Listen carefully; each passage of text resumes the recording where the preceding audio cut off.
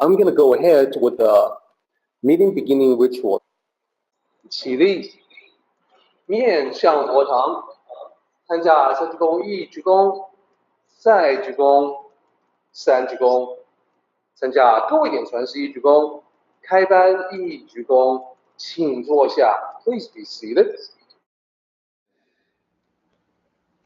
So here we are in chapter 10. Last time, and also the time prior to that, we've now had two different sessions on this. So we started out dividing it up into two sections, 1 to 12, 13 to 17. And we further, so what the basis for that division was noticing that from 1 to 12, we've got a repeating pattern. You know, A, B, A, B, A, B, A, B, A, B, A, B. And you can tell with the first and last characters in the even number lines that repeat themselves. As we got into it, we further realized that there was a subdivision within the top section. So 1 to 6 is one subsection, 7 to 12 is the other. By understanding that first section, and we started exploring the second one, we could tell that there's an obvious scheme where all 6 lines in the beginning apply to internal spiritual cultivation, and all 6 lines in the second half of the first section, 7 to 12, apply to external spiritual cultivation. Now, I know it's a little bit odd to talk about external spiritual cultivation because when people talk about spiritual cultivation, they're usually thinking about things like meditation, you know, studying scripture, etc., praying, perhaps, contemplation. These are all things that are internal. So when I talk about external spiritual cultivation, it doesn't seem to fit with any of that. Well, in the Tao, to live one's life according to the Tao is important way to cultivate. In fact, the internal cultivation is not terribly meaningful unless you can apply the lessons, the insights, the wisdom that you gain in internal cultivation to your external interactions with other people and the world. So external spiritual cultivation is very much a thing in the Tao. And from 7 to 12, we're very, the Tao Te Ching, Lao Tzu is very specific in pointing out how you ought to be as you interact with the world and other people to cultivate yourself spiritually. So last time, we ended up at the bottom of that section.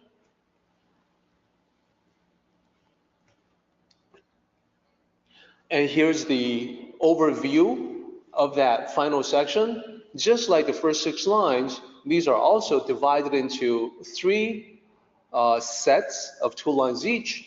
So we talked about the first one, which was all about relating to people without interference, without meddling, without manipulation. The second one was a little bit tricky because it had this metaphor about the heavenly gates opening and closing. It's unfamiliar for most people, but as I explained before, it's actually an ancient metaphor that talks about the functioning of the mind. So heavenly gates opening and closing is the proper functioning of your mind. Feminine principle is to be less aggressive, more considerate. So that's the second part. And then the last part, we were able to cover last time as well. It's about being aware, being situational, having situational awareness, if I can say that. Being aware of not just what's in front of you, but what's behind you, what's all around you.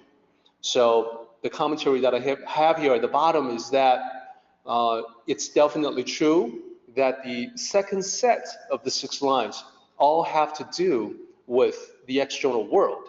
It's how you relate, how you interact, how you connect externally. So Last time, I used this particular story, the mantis hunts the cicada, to illustrate the principle. And this story comes from 庄子. And let me also talk about the poetry that you see here.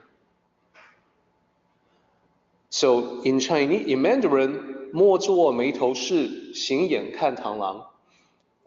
What does that say? What is that saying?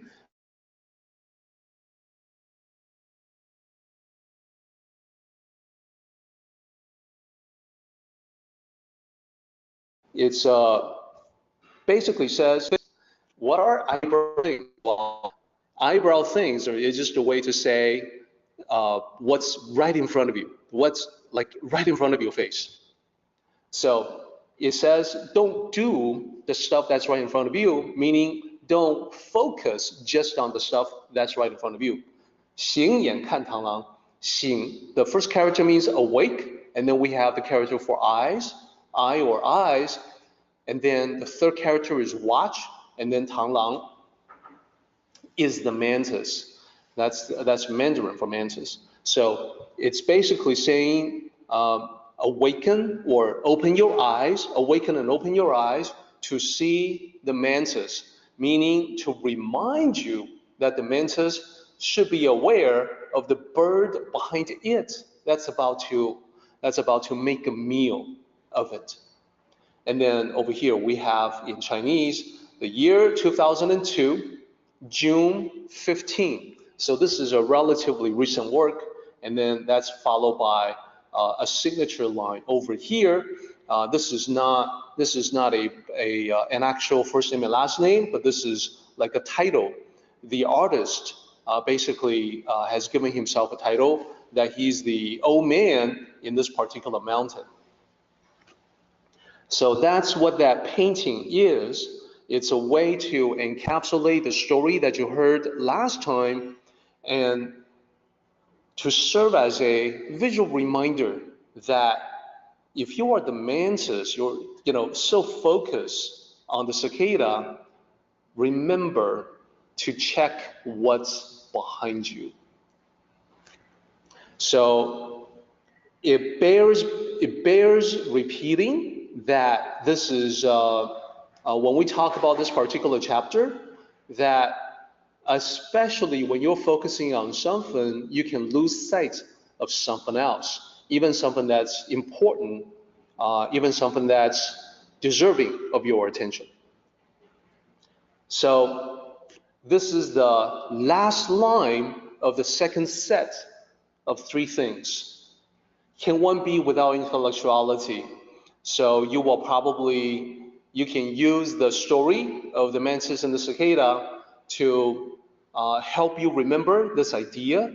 When we overthink a situation, like the mantis focusing intently on the cicada, we end up with tunnel vision. We may focus and analyze trees or even leaves so much that we lose sight of the forest. Losing sight of the forest is to say that you have lost a sense of priority or proportion or perspective. And oftentimes, if you have good friends who are noticing this happening to you, they will do what good friends do and give you a reminder to kind of bring you back, sort of cause you to mentally take a step back to look at the big picture. Don't lose sight of the big picture.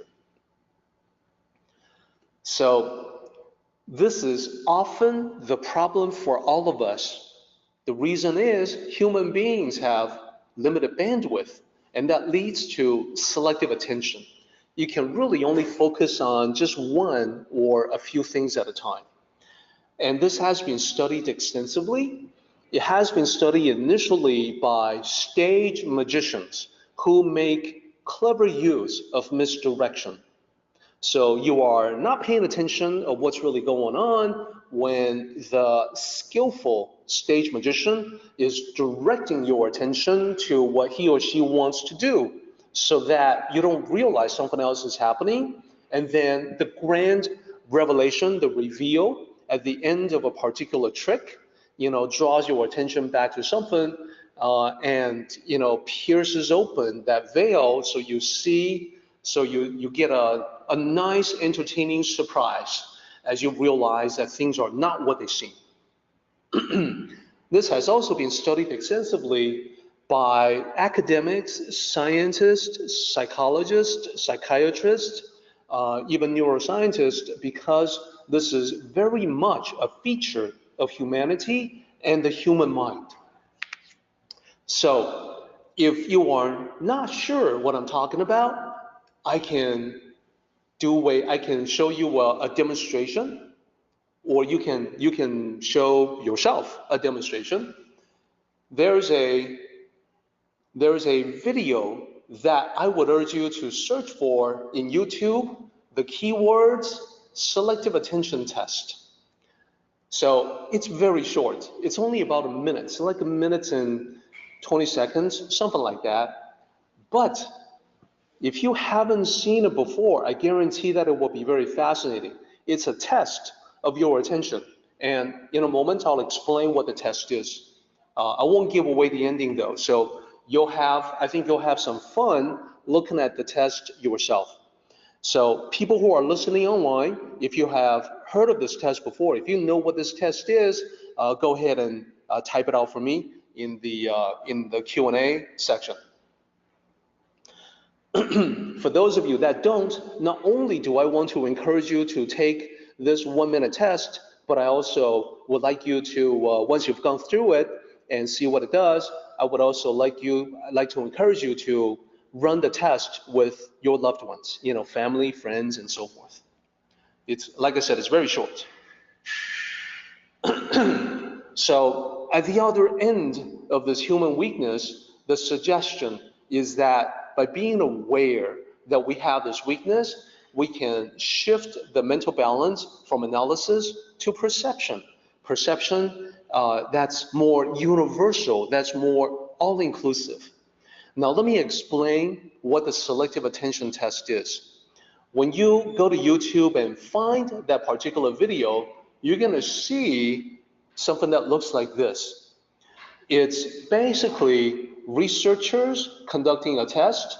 They have recruited 6 students, college students. So half of them wear white, as you can see. Half of them wear black. And the people wearing white and the people wearing black are passing a basketball. There are 2 basketballs. You can see there's one here, there's one here. They're passing those basketballs left and right, and they're also circling one another in a choreographed pattern. So the challenge, the test is going to be for you to count how many times the people wearing white have passed the ball back and forth.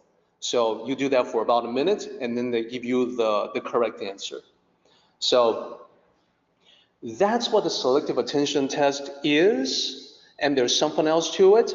And those of you that have gone through it, there's actually a higher level test that I think you will also be interested in, but definitely do this one first. I think it's really interesting, and it drives home the point that I'm making here today, which is that as human beings, it's very likely that we all approach everything every day with selective attention. This test bears that out, puts a sort of a highlight, a very nice highlight on it. So let's continue with, I trust that you guys will just, those who are interested will just do the YouTube test on your own time. We're gonna continue on now with the rest of chapter 10. We're now in the end zone. We have the last 5 lines to talk about. So first, we look at all 5 lines in an overview. So the last 5 lines, they say, bearing it, rearing it, bearing without possession, achieving without arrogance, raising without domination. This is called the mystic virtue. So everything will all end on this note about the mystic virtue. But what are these lines? How can they be explained? How can they be interpreted? So what I want to point out before we delve into the lines one by one is that these lines have two levels of meaning. There's a surface level. The surface level speak of the Tao as the ultimate source of creation in the universe. So these lines are talking about the Tao bearing life, rearing or nurturing life, but without possession, that the Tao is able to achieve great things without arrogance, raising living things without domination. So these are all speaking of the role of the Tao as the source of creation. Now, switch gears from the cosmic level of the entire universe to the personal level of your life. At that more personal level, they point to you as the ultimate source of creation in your own life. So the Tao is the ultimate source of creation in the universe. You, sort of a mini copy of the Tao, you are the ultimate source of creation in your own life. So in order for you to have a great life, the idea is that you can look to the way that the Tao creates and create your own life in the same fashion. Thus, the overall idea is about how a cultivator can create in a way that is aligned with the Tao. That's our goal. If we're able to do that, we get to this thing at the very end called the mystic virtue. Okay, so having set the stage, let's go ahead and look at the lines one by one. Bearing it, rearing it. So this is about life. So when we talk about Tao as nature, when we talk about the laws of nature, we can bring in a scientific perspective. So I guarantee this won't be as quite as boring as quantum mechanics. It's just something to think about that I think everyone will find interesting. So, how old is the Earth? Well, we know from various lines of evidence in multiple fields of discipline, different scientific studies, that the Earth is 4.5 billion years old. So that's pretty old. And by the way, the remote ancestors of humanity walked the Earth sometime between 4 and 6 million years ago.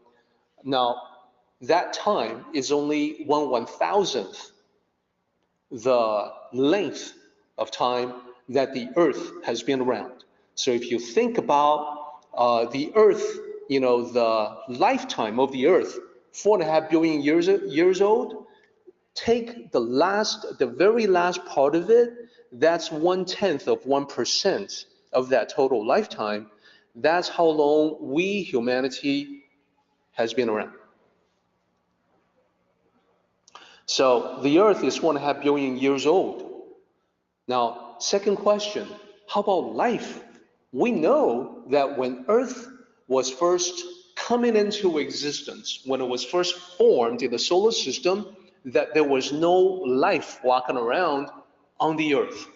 Today, present, we know the Earth is teeming with life. So we know for a fact that at some point in the 4.5 billion years, the Earth went from no life to full of life. So when did that happen? When did it change from no life to having life? So life began on Earth about 3.8 billion years ago. And when it began, it was single cellular organism that gradually evolved into multicellular organism, etc. So very primitive forms of life from 3.8 billion years ago. What that means is that if you compare these two numbers, 4.5 billion, 3.8 billion, well, there's a difference of 700 million years between them. And keep in mind, I said that human beings, the earliest hominid human ancestors walked the earth between 4 and 6 million years ago, so call it 5 million years. Well, the amount of time that there was no life on earth dwarfs the total history of humanity, more than 100 times longer than there's been humans on earth. So 700 million years when there was no life on earth. So something happened 7.8 billion years ago. Well, what happened that it went from no life to having life? So we have a term for that. It's called abiogenesis. So Genesis is beginning, bio is life, A is no life. So abiogenesis is the term to talk about that change that after 700 million years of no life, suddenly there's life. 3.8 billion years ago, that eventually evolved to what we know today. So abiogenesis, what the heck happened? Well, this is one of the areas of study in today's world of scientific pursuits. Everybody wants to know how no life turned into life. So from the Tao perspective, when we say Tao begets life, or Tao allows life to rise up, we're only saying that, well, abiogenesis, that's a term, that's a phrase, that's a label. It's talking about this transition that seems to be the way of life. The way of life seems to be that it just comes out of nowhere. So it seems to be the way of existence, and by pointing out the mysteries of the Tao and how Tao is inexplicable at its heart, in its core, we acknowledge we still don't know a whole lot about this process. And that's true, we don't.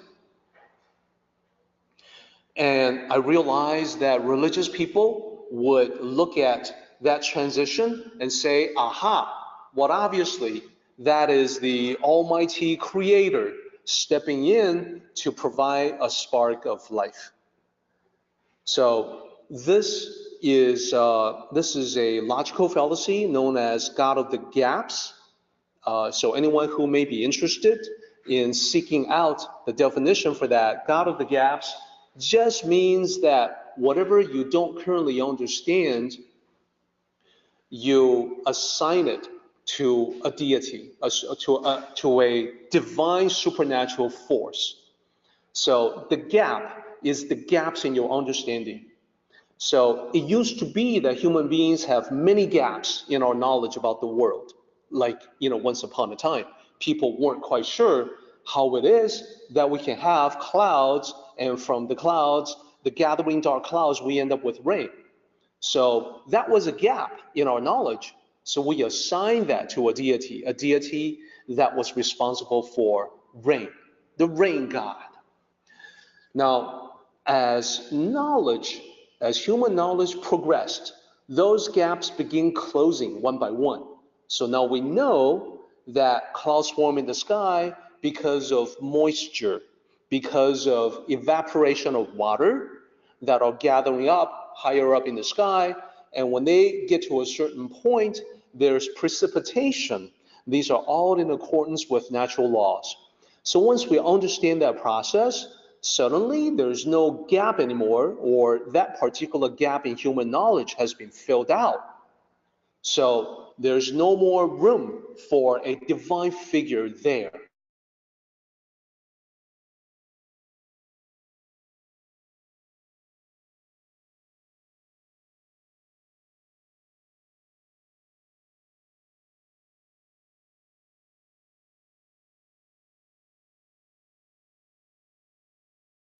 So God of the gaps, those gaps it's manifesting life and growth Thus, we say that the Tao gives birth to life and nurtures it. So think about our lives as well. We have plenty of examples, and I'll look to all the moms who are listening to this talk. We can definitely see in them a manifestation of the Tao, that they manifest life and growth, they give birth to life, and they nurture life. So in humanity, there is a smaller copy of the greater Tao. So the way that the Tao gives rise to life and nurtures life is bearing without possession. So we can look at this, sticking to the scientific view, because we're pointing to the Tao as the natural laws governing biology. Of course, there's a lot more to the Tao than just biology, but we're just looking at biology now. We know that the Tao and the laws governing biology, well, they don't have human emotions. So it is not capable of feeling possessive of its creation. So whatever was responsible for abiogenesis, for non-life transitioning to life, was probably natural laws that, like the Tao, not capable of feeling human emotions, and therefore not capable of feeling possessive. So this is the Eastern paradigm. In this Eastern paradigm, the creator, Tao, whatever that is, seeks no fellowship with human beings. I'm specifically pointing that out because this is one thing that you definitely learn in the Western paradigm of spirituality, that the creator wants fellowship with human beings, that the creator wants to be a part of your life, wants to be friends with you, wants to have fellowship with you. In the Eastern paradigm, no, it's just natural laws at work. So there's nothing resembling the parent-child bond. So I don't know which way people would prefer or veer to when they're thinking about the universe and life itself, but in the Tao, it's definitely just looking at it as natural processes occurring, like the changing of seasons. So, and I say this, it's not a bad idea for us in the West to learn from this paradigm, to say that the creator does not seek fellowship or possession of its creation. Not a bad idea, because parents who are overly possessive of their kids may become smothering. To be smothering and possessive is actually not great for the kids. It impedes their growth.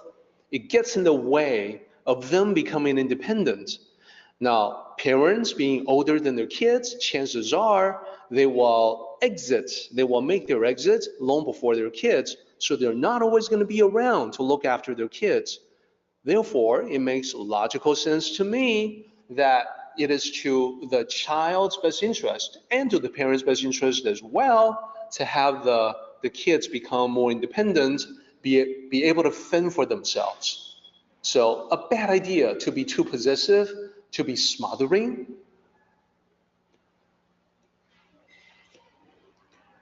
And I would say the same is true for all your creations. When I talk about all your creations, I'm no longer just talking about kids, parent, children. I'm talking about everything that you create, which may include your kids. So we talk about your child, someone that you raised, that that mom's, someone that you gave birth to. But we also talk about brainchild. A brainchild will be like a project that you work on, will be like an invention that you have discovered, will be like something that you perhaps write or paint, a creative work these are brainchild. These all fit under the category of your creations. So things that you create, it's best to not be possessive. So there's a little bit more to that. I'm talking about artistic works, creations like art, writing, and so forth. So I want to be careful to note that this does not mean creative professionals, writers, artists, should not be concerned about copyright issues and intellectual property rights. So the way that our society works is that people who create, writers, artists, etc., are entitled to copyrights, they are entitled to intellectual property rights, and that's part of the way that our society functions. No doubt about that. I'm not saying that they shouldn't be concerned. I am saying that if these creative professionals are too concerned, too possessive, too attached to ownership or possession, that attachment, that obsession in some cases, will inevitably take a toll on creative energy. And I have seen this many times before. I have seen how people who started out being such creative powerhouses that there are engines of creation, they are able to write beautifully and in great volume, or they're able to paint or draw, create music. But then they become too attached to ownership or possession of what they create. Then something happens that the flow of creative energy that they used to command at will, that flow is stopped. It's interrupted, and they begin to encounter writer's block. They begin to spin their wheels, going nowhere. And they don't realize that it's because of them becoming too attached, too concerned about ownership and possession. So previously, I got to know some writers, and I have seen that, they themselves know even more writers. And, the writers that I know, they're in the science fiction field, science fiction literature.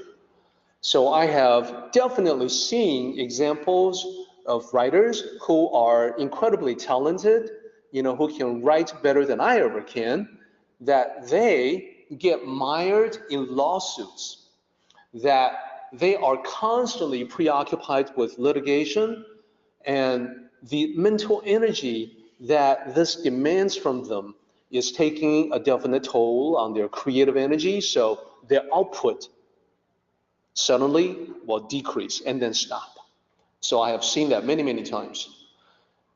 So the other thing that I do is in the technology field. So I have observed computer software. I have seen programmers who are prolific, who are creative, who come out with amazing software.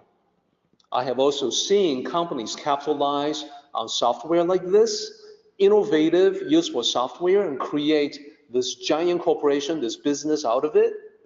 I have seen software that start out becoming very dominant. Earliest example was a spreadsheet called Lotus 123. Later on, another example, a word processor called WordPerfect. So at the time, these software packages were innovative, they were leading the fields, they were ahead of their time, and they attracted millions of users. So large corporations formed around these products. But then we don't hear very much about Lotus 123 or WordPerfect anymore. The reason is because those companies got so preoccupied with lawsuits, whether it's software piracy or intellectual property rights infringement, anything like that, they were devoting so much energy to that and so little on innovation that they were eventually discarded by the marketplace. So they're not around anymore. It's all being dominated by a few companies like Microsoft. And I think it's a pity. I think that if they continued on, inventive, creative, coming up with new innovative touches, that they can still be around today.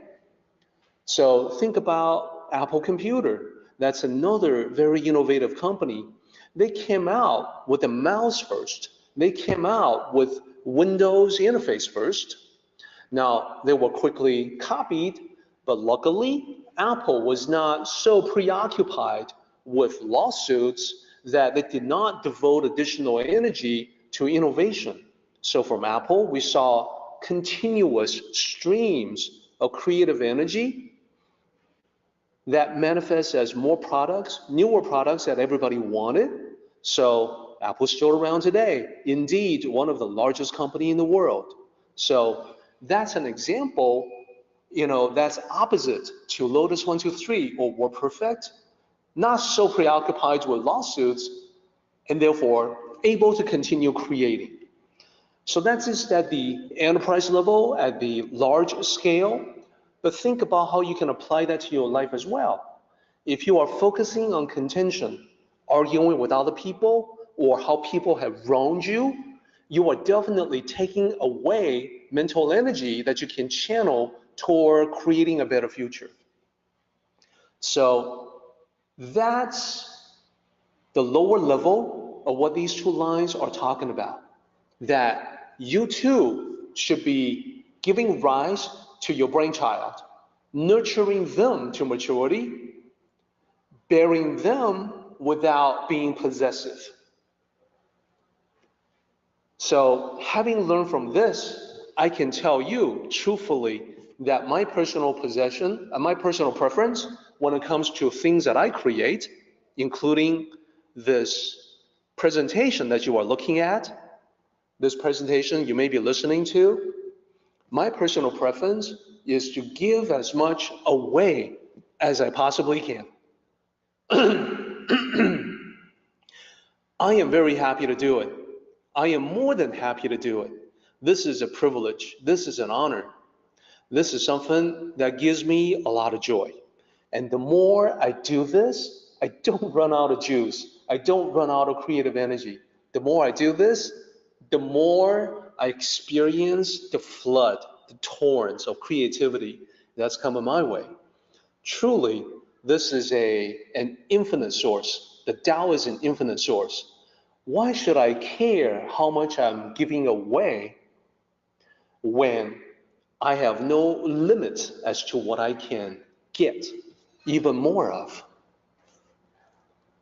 So that's the Tao.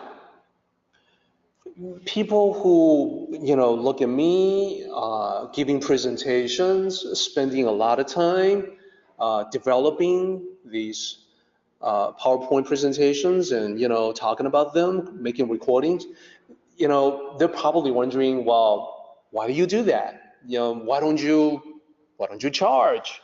Why don't you, this took so much effort, you should probably be compensated.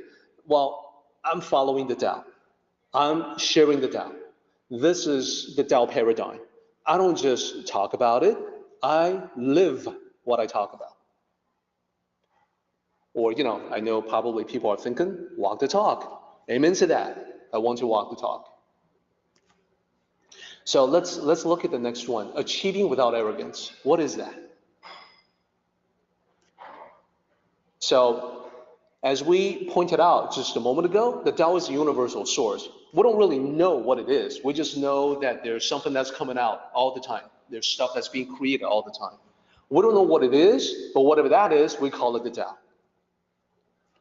It's the source of all creation, whatever that is, whatever that source is. No idea. We just know that it's there.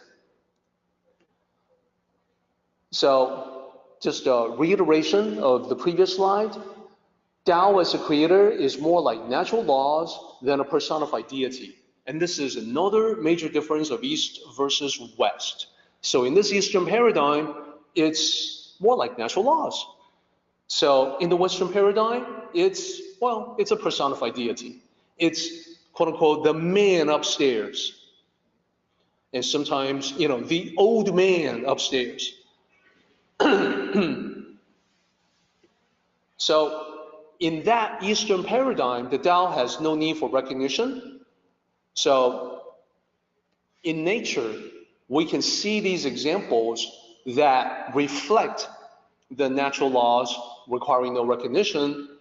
So a fruit tree, when you take its fruits and you are enjoying the goodness of the fruits, well, the fruit tree doesn't need you to express your gratitude.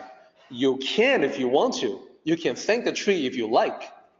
I'm just saying that the fruit tree is fine whether you thank it or not. So a lot of times today on a Sunday, all around the country, all across the United States, you will hear glory be in many different places, many congregations. Glory be is the expression. In the Tao, though, there's no glory be to the Tao. Just like when the clouds in the sky are giving us rain, there's no glory to the clouds. The cloud didn't do us a favor. It was following natural laws of precipitation, accumulating moisture and precipitating, which is rain. So you can be grateful if you want to be. In fact, Tao cultivators, recognizing that natural forces have no need for gratitude, will nevertheless cultivate gratitude in themselves. This is because the skillful Tao cultivator recognizes that being in a positive frame of mind, thinking about how there's so many things to be grateful for, how the world is wonderful, that positive frame of mind has a positive effect on positive outcomes in your life. That you can proceed feeling all grumpy, or you can proceed feeling grateful.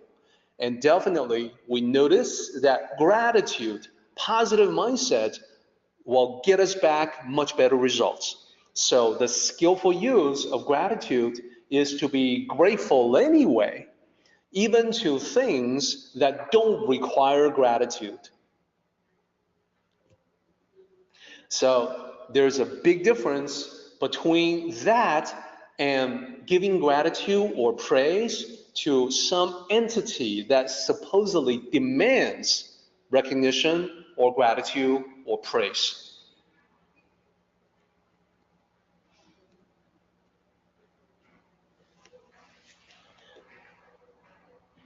Okay, so now I think this is now easy for us to decipher, because the Tao is an impersonal force, or, if you like, the force behind all forces.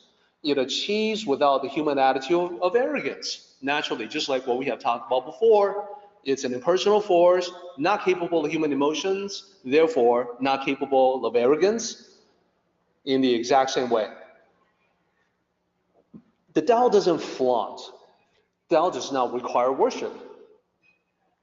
It does not try to draw attention to itself. It will never say to you, I am the Tao, your Lord. Before me, there should be no other.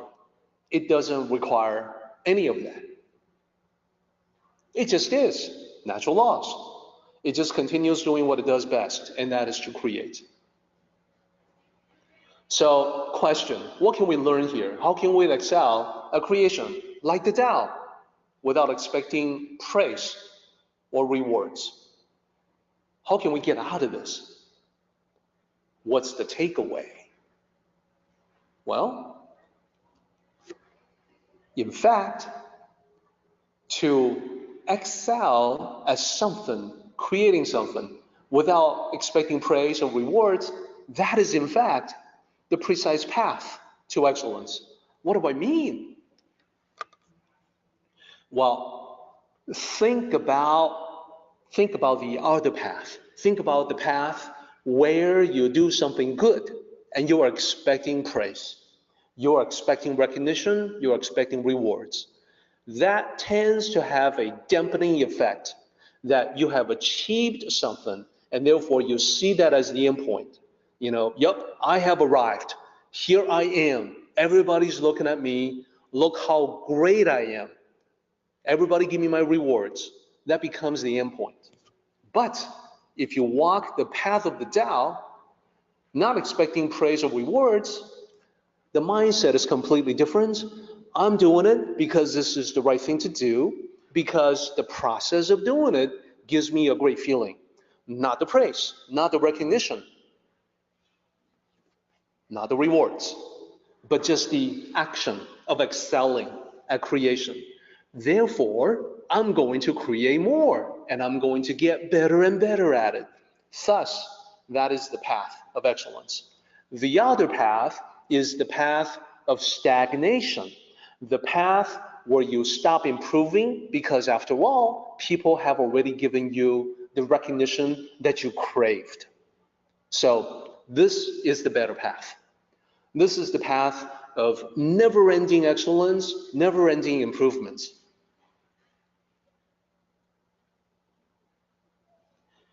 So in that same way, we continue on, raising without domination. And this basically points out that the principle that applies to non-living things also applies to living entities.